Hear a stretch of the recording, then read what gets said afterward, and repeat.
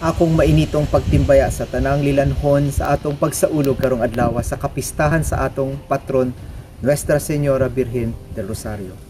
Mapasalamaton kita ngadto sa atong labaw makagagahom sa tanang grasya nga iyang gihatag kanato.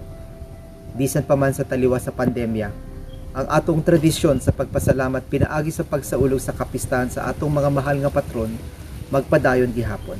Apan dili isama sa naandan ang atong pagsaulog tungod kay dili man kita makapanapit sa atong mga higala karong panahon na tungod sa COVID-19.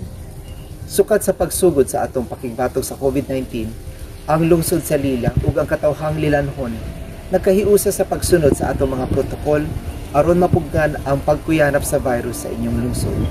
Tuod man pinaagi sa pagtimon ni Mayor Jed Piollo ug Vice Mayor Rina Salazar ug mga kaubanan sa Sangguniang Bayan sa Lila na kontrol ug nada ang infeksyon sa atong pinalanggang lungsod sa Lila.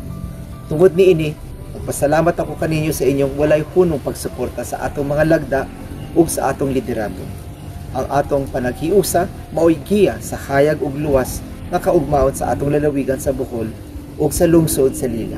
Daghang salamat, malipayong piyesta Lila.